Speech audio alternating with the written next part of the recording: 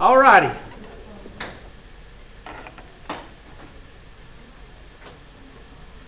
Two types of formulas. There is the plug and chug, and then there is the solving.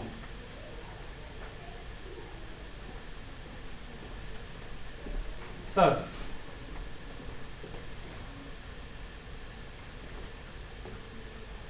two types of formula questions or directions, whatever you want to call it. The first type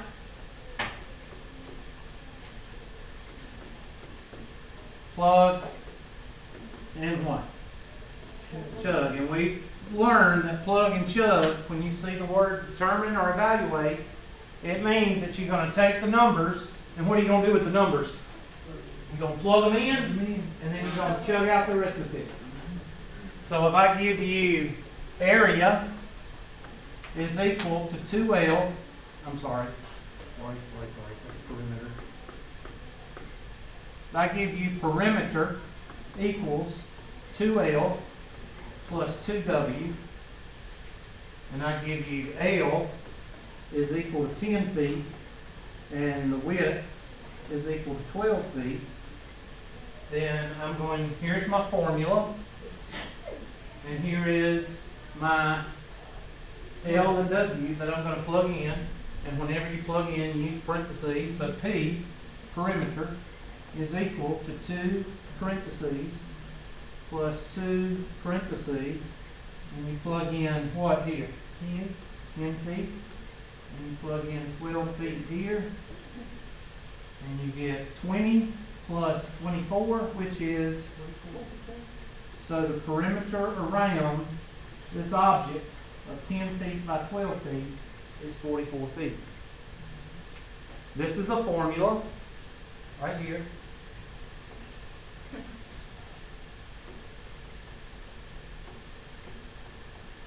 And this is what you plug in. This is going to be given, and this is going to be given.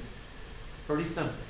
The only thing you have to be able to do is order of operations. When to add, and when to subtract, and when to multiply. Okay? So let's do another one like this. Trying to think of a science question. Let's go with C is equal to pi r squared, and r is equal to 6. All right, here's your formula. C is equal to pi r squared. It might be D. But anyway, it don't matter. Because we're putting in 6. So C is equal to pi times 6 squared. And what is 6 squared? So you're going to take pi and multiply it by 36, and you do that with your calculator to hit pi. Always hit pi. If you have a pi symbol on your calculator, hit the pi symbol. Do not use 3.14, and do not use, 22 over 9 or whatever they use. Always use 22 over, I can't remember which one it is. It's been so long. 22 over 5? No, I can't remember. Use the pi symbol because it takes your pi number to 10 digits. And that way you don't have any problem rounding. And what does that come out to be? C is equal to what? 113. Point what? 097. That's good. 113.097. And that's the circumference around a, let's say, a circle with a radius of 6 feet. If you have a circle that's 6 feet in radius, that's 12 feet across, then the perimeter around that circle is 113 feet.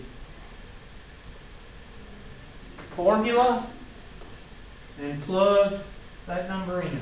So that's the first type of problem. Real simple. Yes, sir. What if you don't have pi on your calculator? What do you use? 3.141597. 3.14? Yeah. 3.141597, I think. You'll have to look. 3.141596. I'm sorry. Oh, I don't know what's the matter with me. we don't need I to. suck. All right, question. All right, the second type problem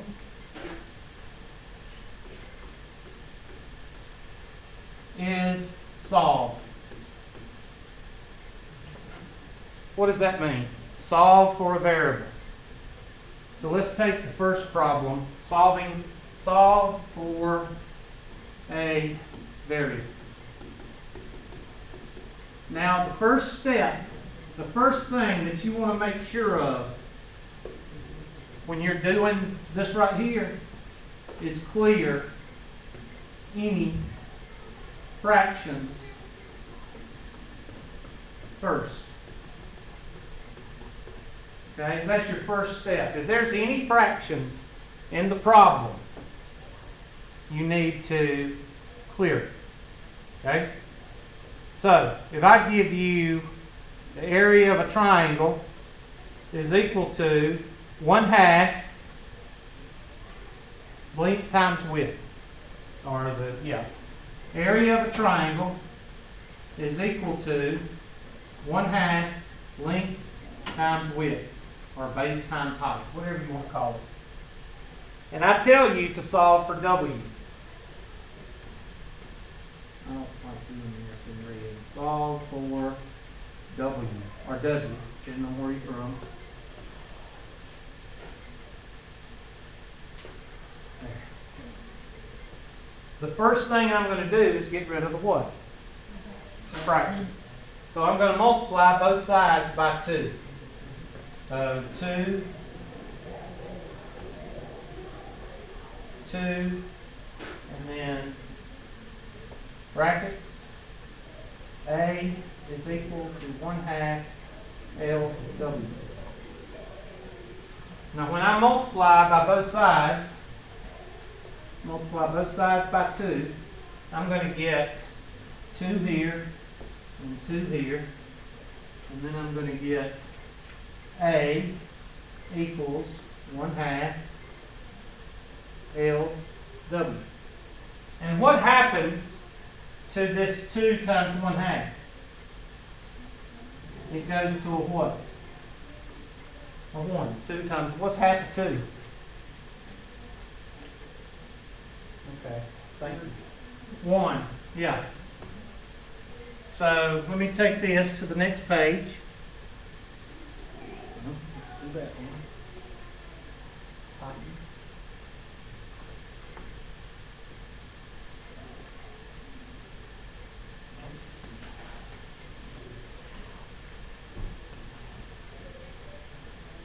All right, so we get, they say I'm loud. 2A is equal to LW. Now we're solving for W. So how do I get rid of multiplying by L? And if you do it on one side, you got to do it on the other. So W is equal to 2A over L.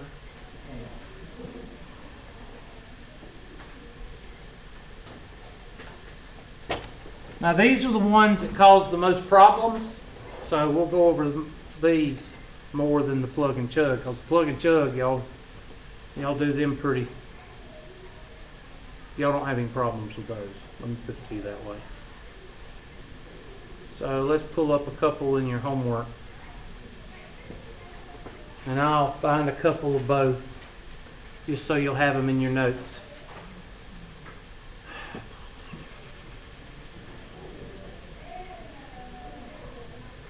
All right, there's a plug and chug. It says use the formula A is equal to P times 1 plus RT, and that is your rate. That's your interest, simple interest. So A is equal to P times 1 plus RT, and find P when A is equal to 1450, R is equal to 0.05, and T is equal to 9. And yes, you need a calculator. Unless you're Rain Man, and you can do it in your head, which is about impossible. Some of y'all may be that smart. They call me loud.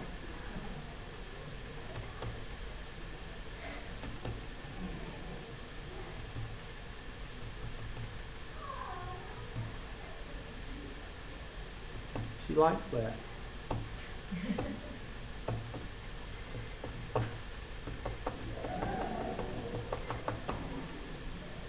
What is this class that is? Hmm?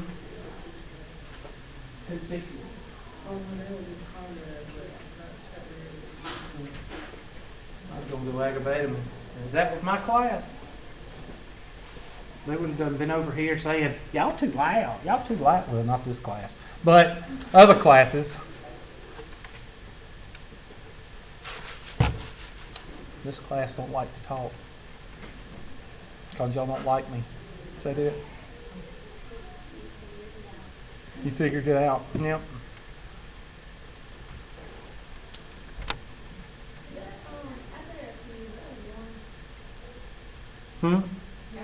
Yeah. A equals P times 1 plus RT, close parentheses.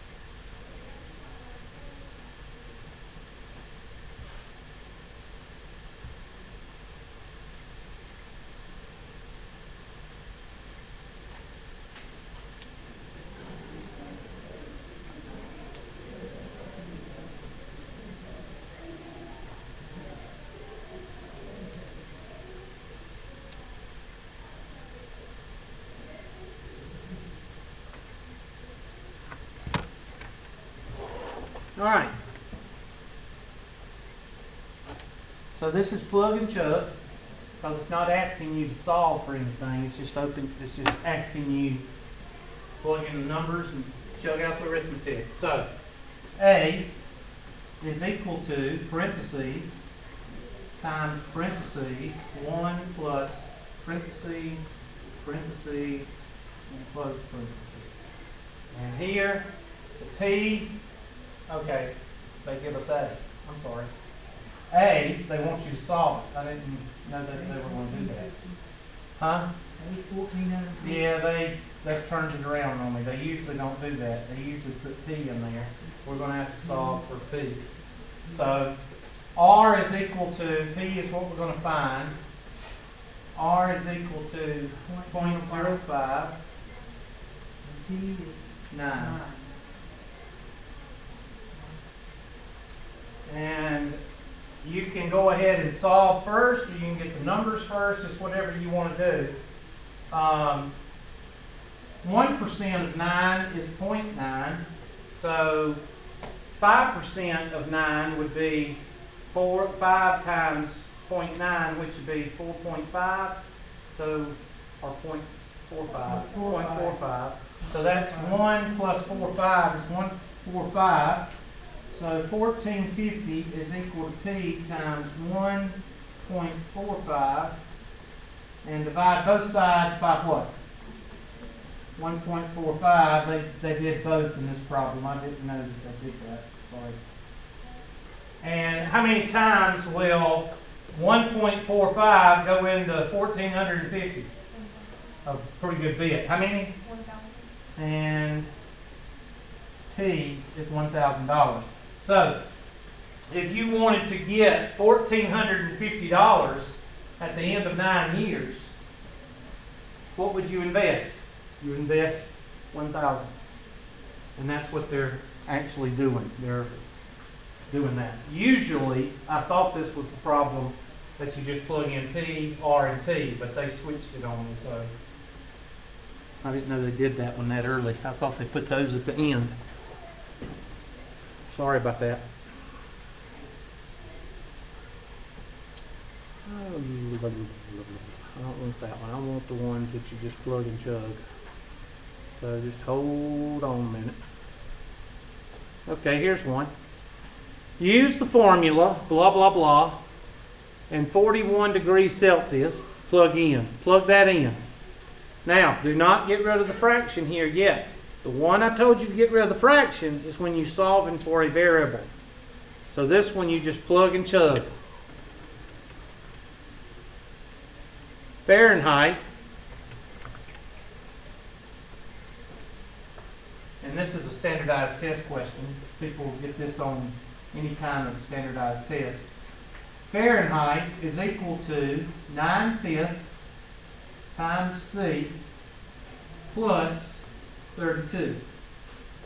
And they give us 41, so F is equal to 9/5 times 41 plus 32. And I think 5 will go into 41 8.2 times. But y'all check me. F is equal to 9 times 8.2 plus 32. And F is equal to 72, 36, be 75.6. 73.8. 9 times 2 is 18, not 36. That's what I did. Plus 32. And that's going to be what? 103, 104 degrees? 105.8. 105.8. I can't add. So F is equal to 105.8 degrees Fahrenheit.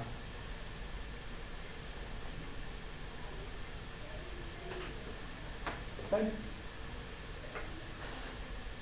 This is a test question because all you're doing is plugging and chugging. So I will either ask you one of these or I'll ask you one where you're solving for a variable.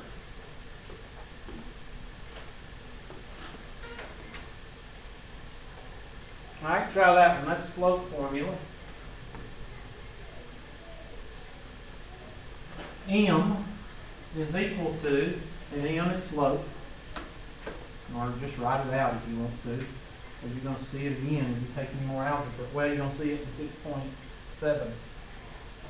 Slope is equal to y sub 2 minus y sub 1 over x sub 2 minus x sub 1. And they give you your values right there. Parentheses minus parentheses over parentheses minus parentheses. And what goes in the y sub 2 spot? Negative 2, Hubert. That's right, class. What goes in the y sub 1 spot? 14, Hubert. That's right, class. X sub 2? 112. Thank you. I appreciate that. And what goes in x sub 1? 4. Thank you. So what's negative 2 minus 14? Negative 16. And what's 12 minus 4? And what's negative 16 divided by 8? So negative 2 is your answer.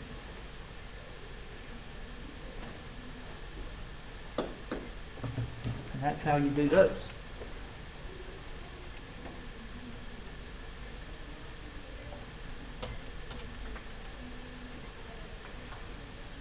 And you feel good about yourself. Now this is a fun one. This is compound interest. Now I would suggest that you write this one down, because not only for this class and not only for standardized testing if you ever have to take a placement test or whatever, but this is what all banks use as a basis for their compound interest in their savings accounts. So you might want to write it down and learn how to work it, not just for this class and not just for standardized testing, but so you know the basis of banking. That's to the N as in November and T as in Tango. Power. N-T, power.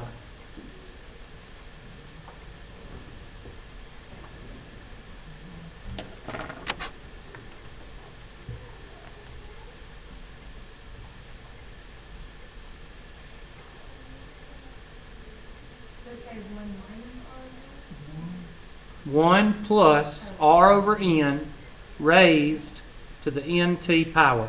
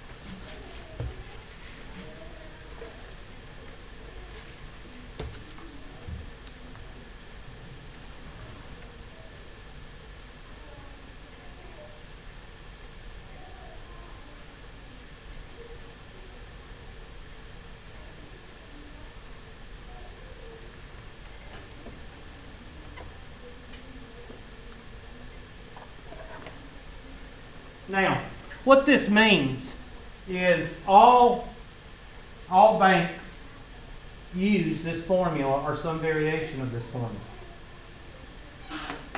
P is what you put into the bank, like a savings account. You put $1,000 in.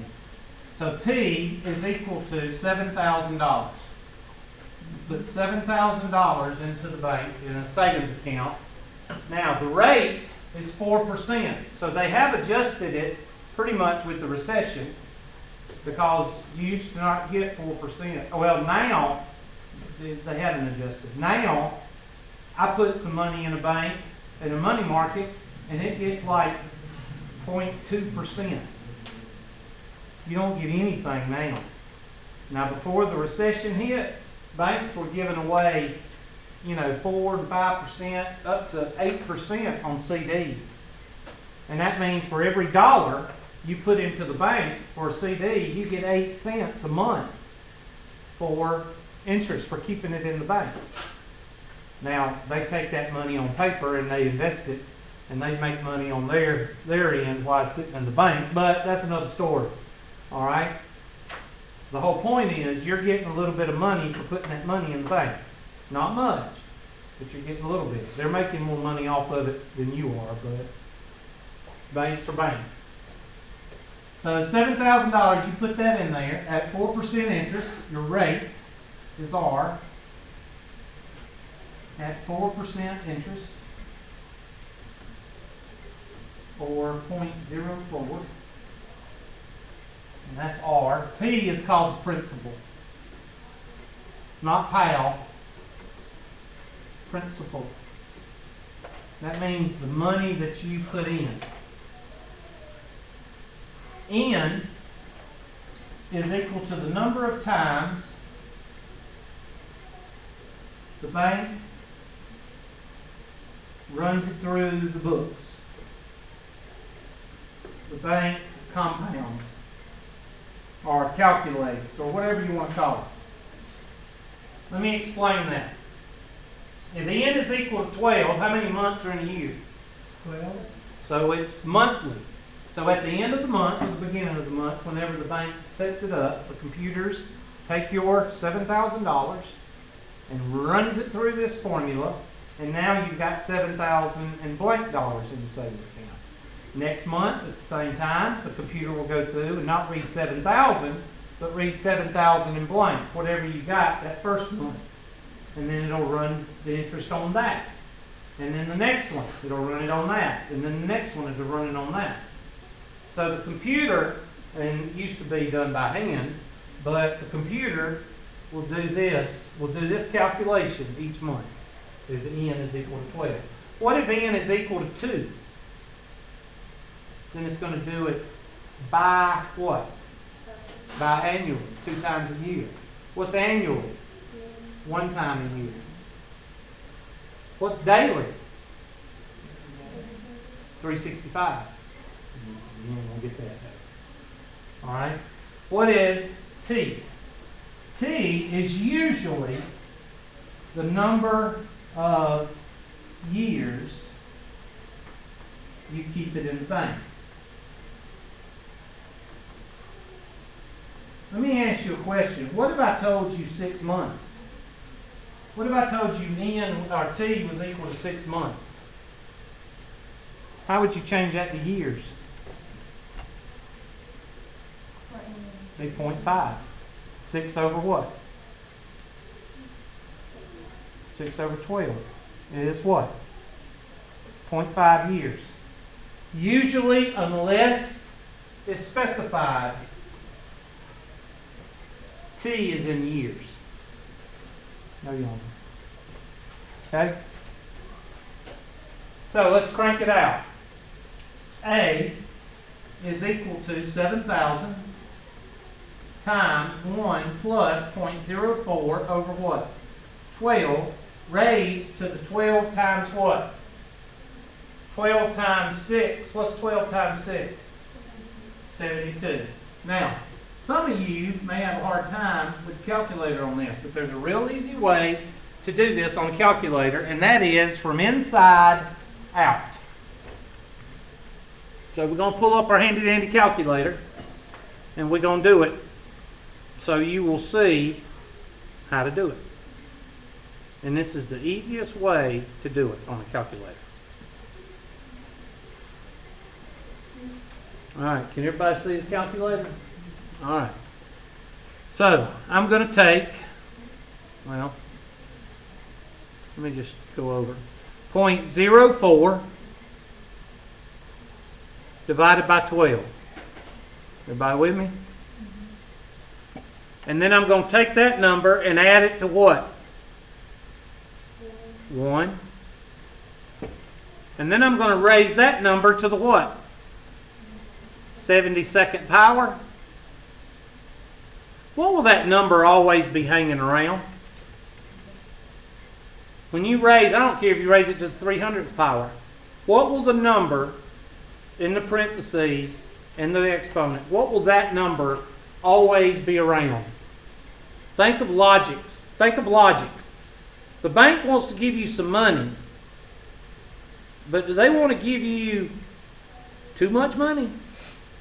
All right? So what number can you multiply by itself and get the same amount that you started with? 1. So what number is this number going to hang around? It's going to hang around 1, because as soon as you get 2, what does the bank got to do to your money? Double it. Is the bank in the welfare business? Is Las Vegas in the welfare business? No. Those are two entities right there that are in the welfare business. They want to give you a little bit of money, but they don't want to throw out the baby with the what? Y'all have no idea what I'm talking about, do you? Throw out the baby with the... Thank you. All right? It's your parents' fault, or your guardians. It's their fault. What does that mean? They don't want to double your money, because if they double your money or triple your money, what's going to happen to the bank? They're going to go bankrupt. All right? So they have to keep that number around 1, but give it a little bit above 1 so you don't take it out of the bank and go somewhere else, or put it in a jar and bury it in the backyard. All right? So they got to give you some kind of incentive to leave it in the bank. And multiply 1.27 times what? What was it? 7,000? Dang, 88.95. So at the end of 9 years, you have made $1,895. You ever thought of what you might do if you win the lottery?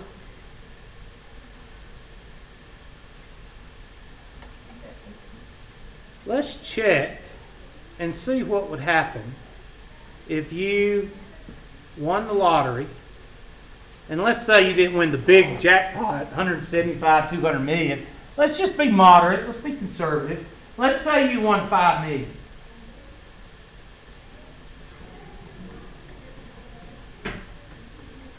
And let's say you took it to the bank and said, I got this money, I don't want to hold it because, somebody will steal it and I don't want that. So the bank says, okay, we'll take care of it. So P is equal to 5 million. R, and we're going to give you 5% because you chose us. We're going to give you 5% interest. But we do want you to keep it in the bank for 10 years. And this is where the rednecks go, oh, I can't buy me a new car. Listen, with that $5 million in the bank, do you think you can get a loan for a car with that bank? Yeah. Or a house, or whatever you want. That bank would loan you money to buy groceries if you needed it. Or go to the fair like they used to do when the Anderson Fair was in. Okay, shut up. N is equal to 12.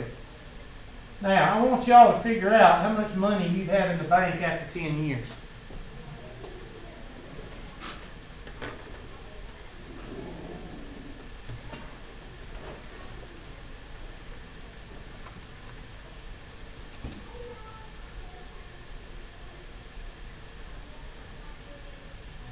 But I'm loud.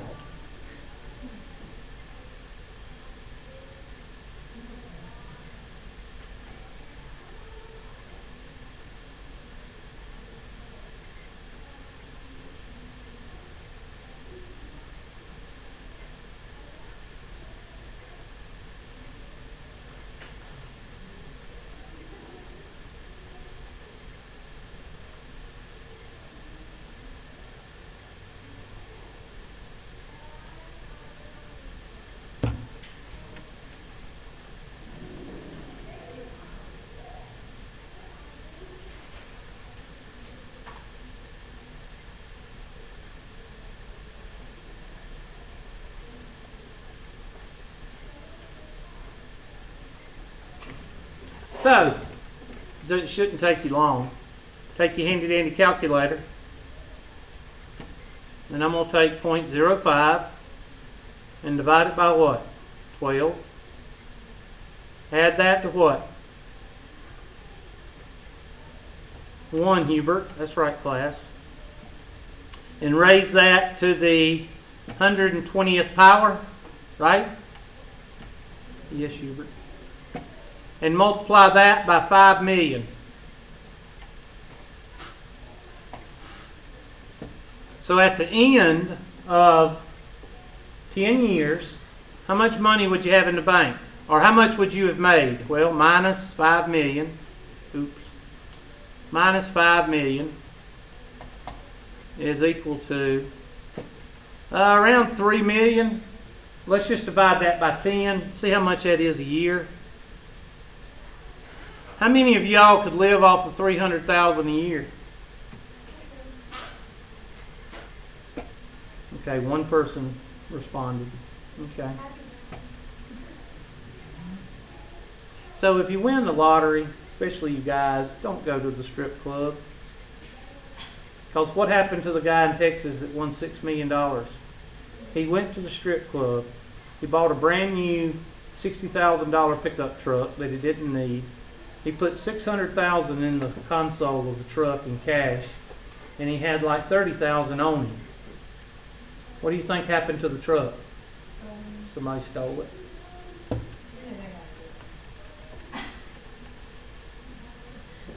That's a smart fella. Anyway, $3 million at the end of 10 years. Yeah, they would let you borrow some money. But see, that was before the recession. Now, you got 0.2%. Do it at 0.2%.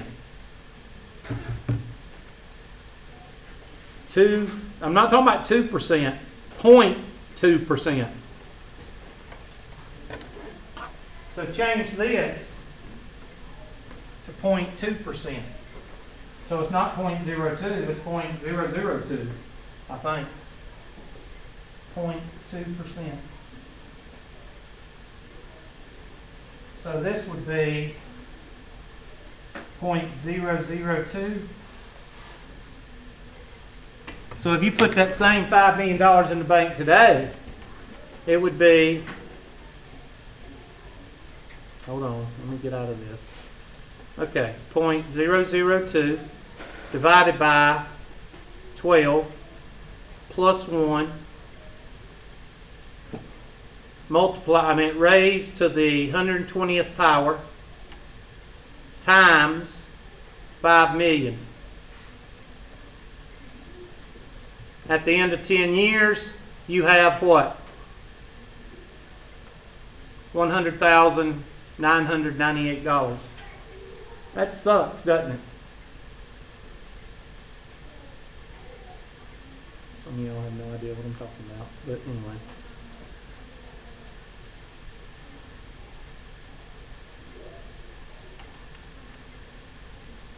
Oh, I took out 500,000. Oh well. Anyway, you have $100,998. $100,998 divided by 10. That comes out to $10,000 a year. So instead of making $300,000 a year for 10 years, you made a little bit over stock boy at Walmart. I don't know how much 10,000 is, but part-time job. 10,000 is still nothing, 10,000 a year divided by 12 comes out to $800 a month. That's a truck payment, or a car payment, or a small house payment, right? Yeah. Or you could just forego the house and get a Escalade and live in the Escalade, or live in a shack and buy an Escalade, park it in front of the shack every day. But nobody does that, do they? Nobody drives an Escalade and lives in a mobile home. Nobody's going to say anything. Okay. All right, solve the equation. You can't read it? No, I'll blow it up for you. This is just solve. Solve the equation for the variable. There's no fractions, so you should be able to do it without any problem. It says negative 6x plus 7y plus z is equal to 21.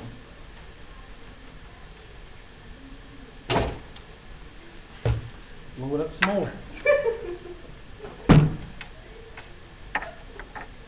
How's that?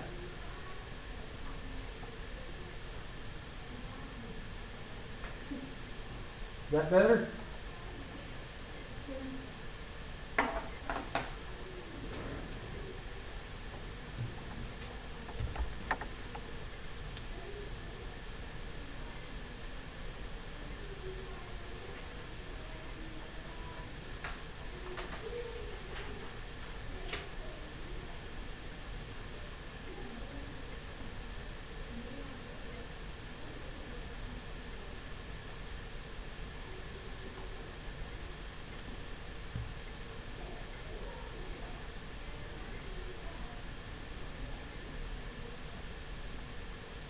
Is it me, or has she been teaching over there all semester?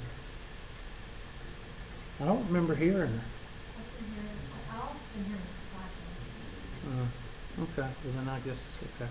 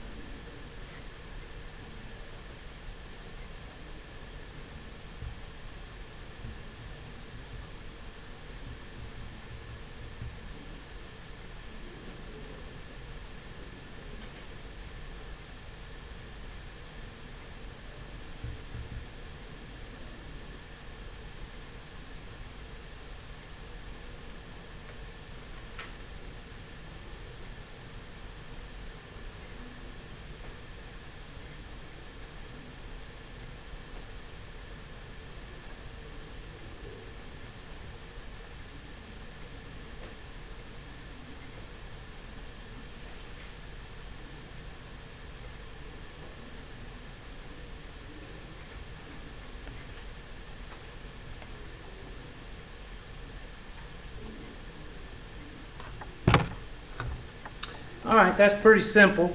These shouldn't take you too long because you don't have any fractions.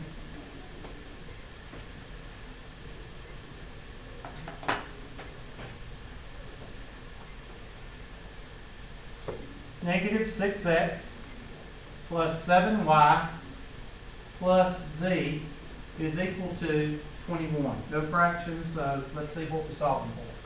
You want y by itself. So we got to get rid of a negative 6x. Take it across the river, it becomes positive 6x. Now what we need to get rid of? The z. How do you get rid of a positive z? Take it across the river and it becomes a negative z. So we've got 7y is equal to 6x minus z plus 21. And then what do you do to undo multiplying by 7? And both sides by 7. And you can leave it like this, or you can say 6/7 x minus z over 7, or 1/7 z plus what? 3. And those are the two possible answers you could have. And what I did is I just put this over 7, this over 7, and this over 7. And that's what this is. So computer will take either one? I don't know, but I will. In other words, I'll switch it, or I mean, if it doesn't take, if you plug this in, the homework problem, and it doesn't take it, I'll plug it in. Let's see what, I don't know. It'll take me a half hour to punch that in, but I'll try it. I'm just kidding. 7x. Some of y'all gonna be taking a math class again, and y'all gonna say, "God, I wish I was in Hubert's class." Wait. Just wait. Y, Z, plus 3. Yep, it took that one. Now, if it'll take that one, I know it'll take this one. Because this one is more advanced than this one. So it should take both of them.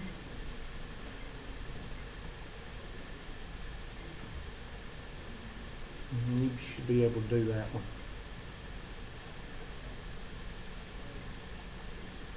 You should be able to do that one.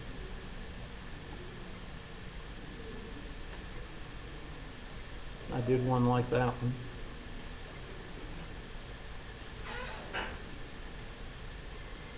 Alright, solve this one. I'll blow it up to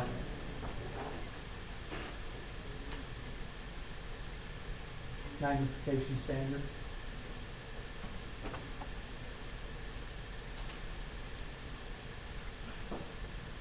There you go.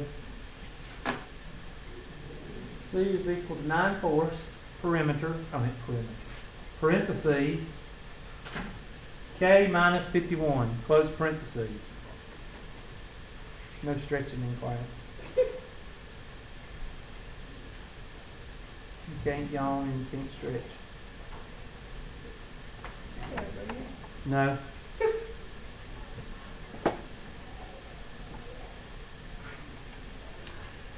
I might as well take the roll while I'm at it for the 6 people that are here.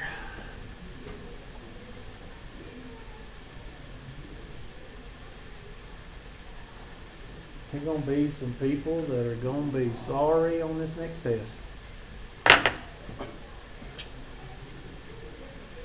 Just telling you.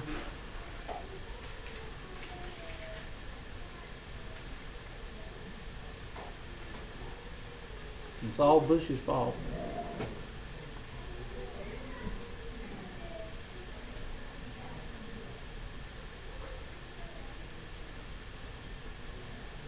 That was my class.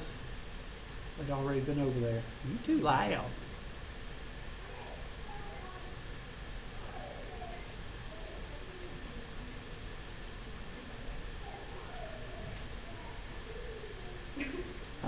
be married to that. What is that?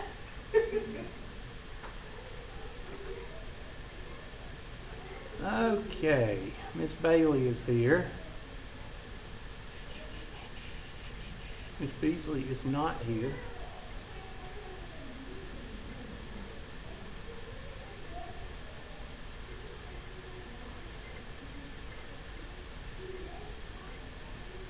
Clemenshaw is not here.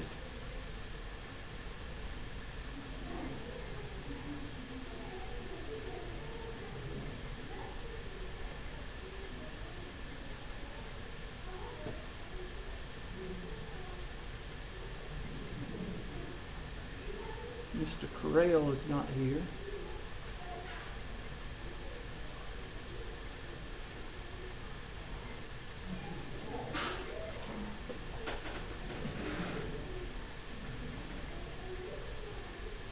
Mr. Dizdar, not here. Miss Flannery is here. Miss Granger is here. Lassiter is here. Richardson is here. Rochester, not here. Satterfield is here. Tatum, where's Tatum? There you are. You're Tatum, right? I'm learning. Tatum. Taylor is here. Thompson is here. Walker is here. And Williams is here.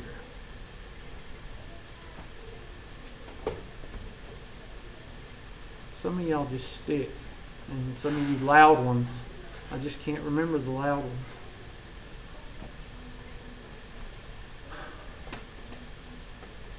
I think y'all plan this. I think y'all talk like this until I get here, and then y'all just shut up and y'all y'all trying to drive me crazy with what y'all trying to do. I know what you're trying to do. That's all right.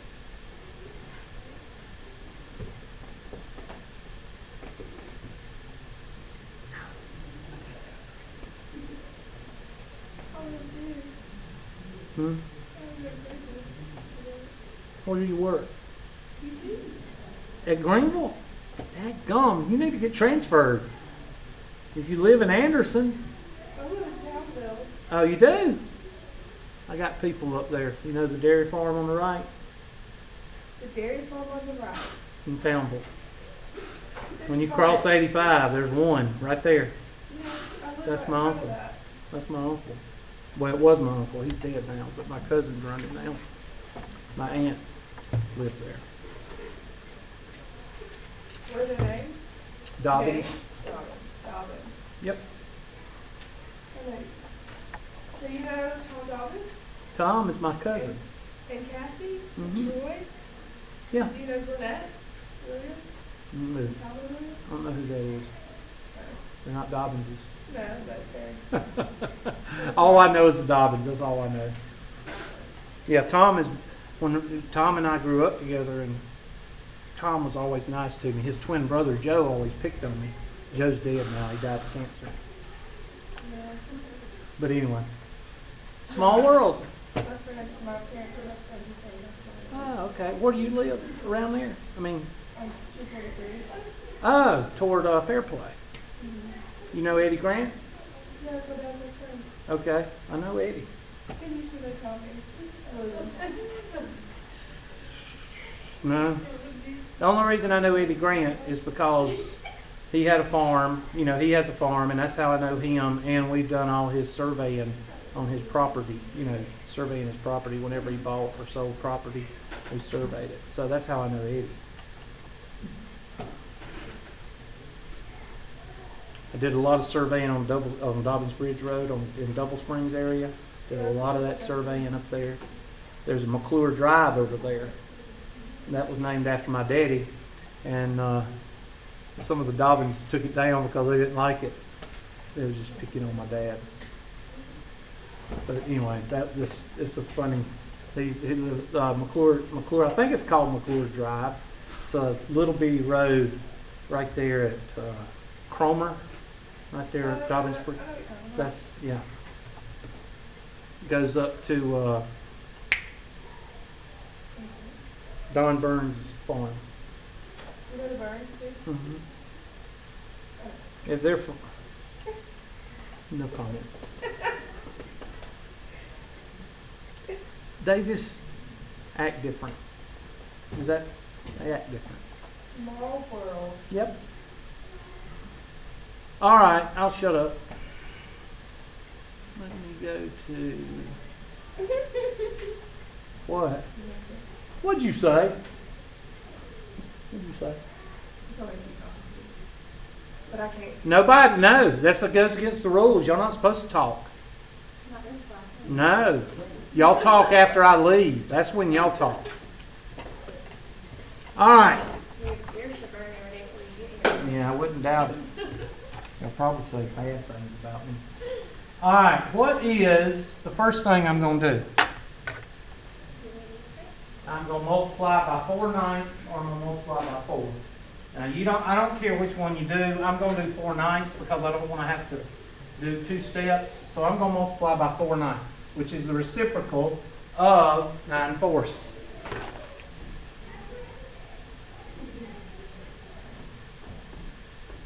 Don't you do this. I thought I hit.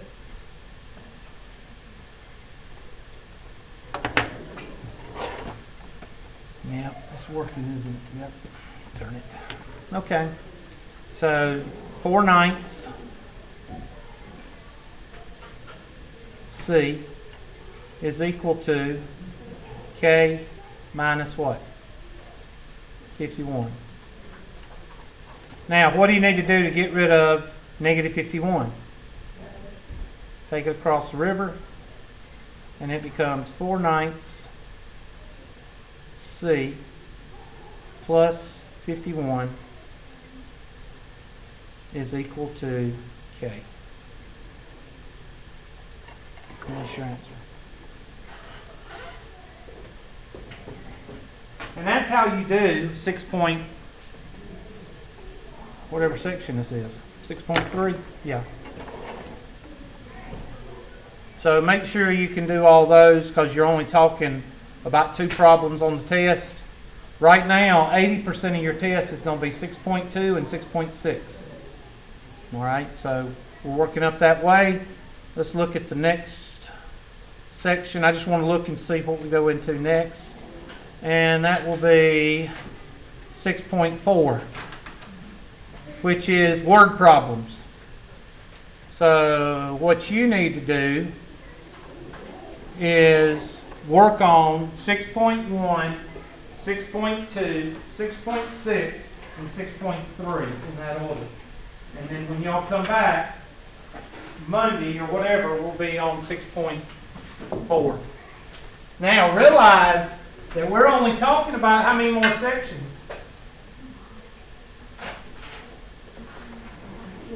One more section and you got a test. So let's split this one into 2 tests. All right? So 6-1, 6-2, 6-6, 6-2. yep. 6.4 and 6.5, and we're going to have a test, and then we'll have another test on graphing. I'll break it up into 2 tests. Unit 2, I'll break up into 2 tests. Bye.